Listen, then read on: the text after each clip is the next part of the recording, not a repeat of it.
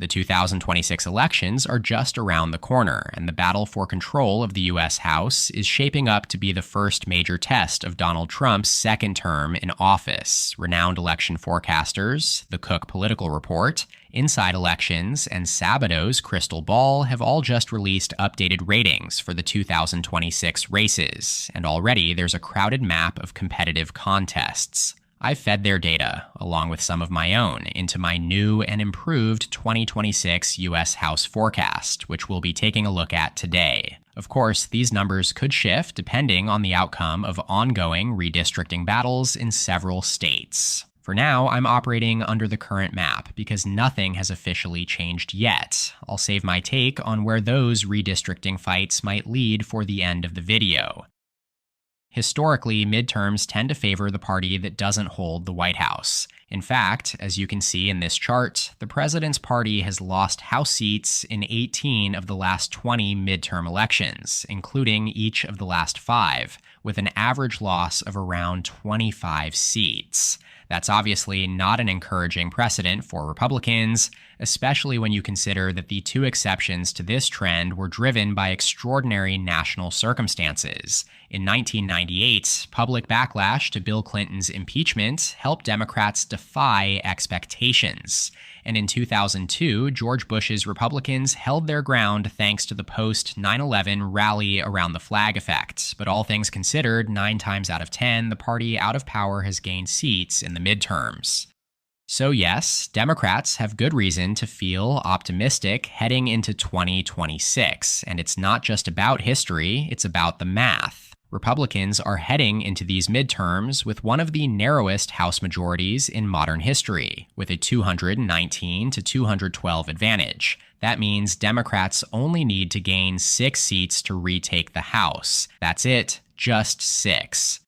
To put that in perspective, let's rewind all the way back to the 2018 election cycle, the first midterm after Donald Trump won the presidency for the first time. Democrats needed a much larger wave to win back control, down 24 seats entering Election Day. They got it and then some, flipping 41 seats, their largest midterm gain since the 1970s. Then if we fast forward to the most recent midterm in 2022, 2 years after Joe Biden took office. As expected, Republicans flipped the House, but the widely forecasted red wave never really materialized. They only won back 9 seats, flipping the balance to 222 to 213 in their favor. That set the stage for a closely contested race for House control in 2024, where the composition actually moved in the opposite direction of the presidential race. While Trump defeated Kamala Harris, Democrats actually gained 2 House seats, marking the smallest net change in House composition in U.S. history.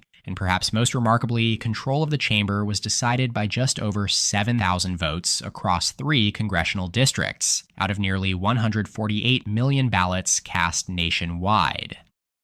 Those razor-thin results set the stage for 2026, with Republicans, led by Speaker Mike Johnson, defending the narrowest House majority in nearly a century against the Democrats, led by Minority Leader Hakeem Jeffries. All right, the map on your screen now reflects the latest consensus ratings from the Cook Political Report, Inside Elections, and Sabato's Crystal Ball, compiled by the team over at 270 to Win.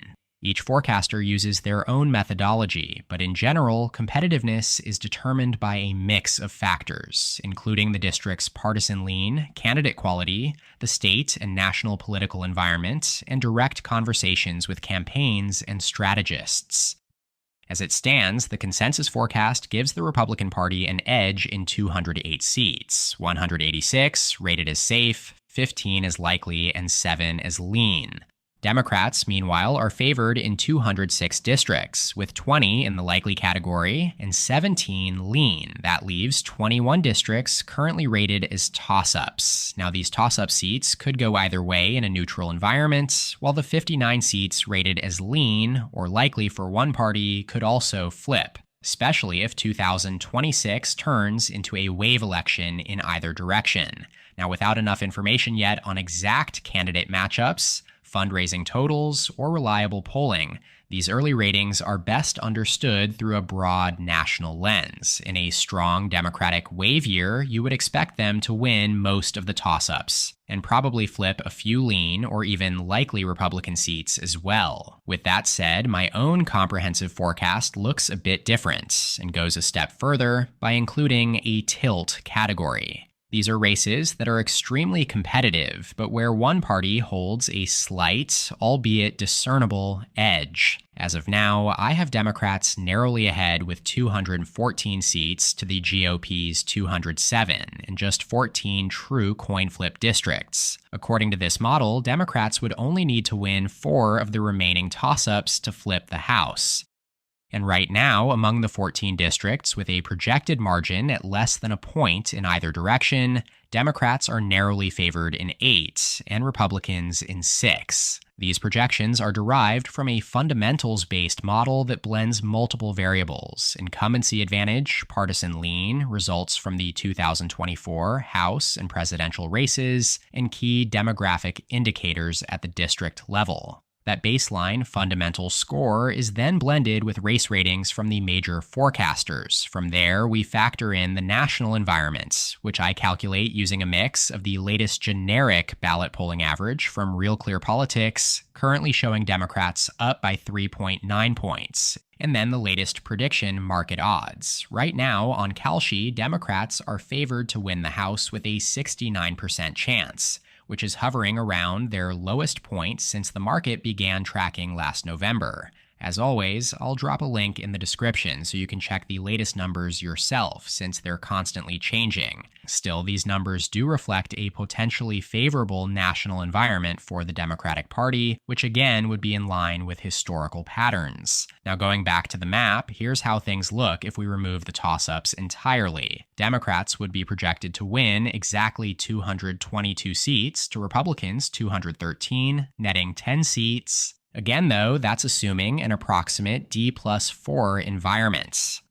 Let's look at a scenario that's even more favorable for Democrats. Back in the 2018 midterms, 2 years after Trump first took office, they won the House popular vote by more than 8 percentage points. So theoretically, if we bump the environment to that same number, again, at D+8, Democrats would be projected to carry all 14 toss-ups, and be within striking distance in several Republican-leaning districts as well. In that scenario, Democrats would secure a much more comfortable majority, 228 seats to the GOP's 207. Granted, a D+8 environment is unlikely. Even if Trump's approval ratings continue to slide over the next 16 months, American politics have become so polarized that a landslide of that nature would be very surprising. We're currently in the midst of a remarkably competitive and stable era, and more likely than not, the national popular vote will be decided by just a couple of points either way. Looking ahead, we'll need to keep a close eye on potential redistricting changes in states like Texas, Ohio, and California. In Texas, Republicans are pushing a gerrymandered map that could net them 5 additional seats, leaving just 7 Democratic-leaning districts concentrated around Dallas, Austin, San Antonio, and Houston. Democratic lawmakers have fled the state to try and stall the plan, but odds are this map will be in place by the 2026 midterms. Ohio is a different story. There, the state is constitutionally required to redraw its map. But because Republicans control the process, they're expected to go after the 3 competitive Democratic-held seats shown here.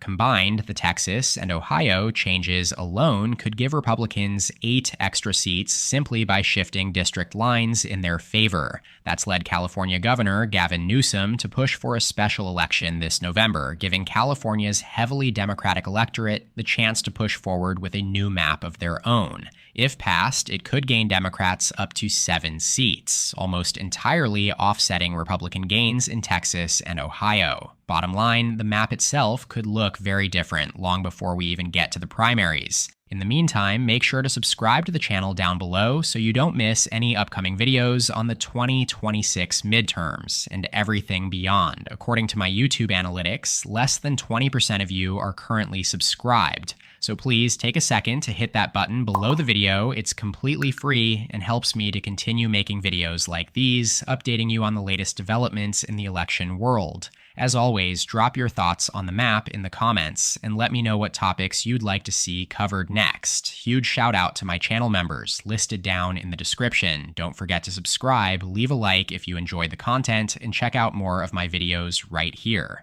Thanks so much for watching, and I'll see you next time. EP out.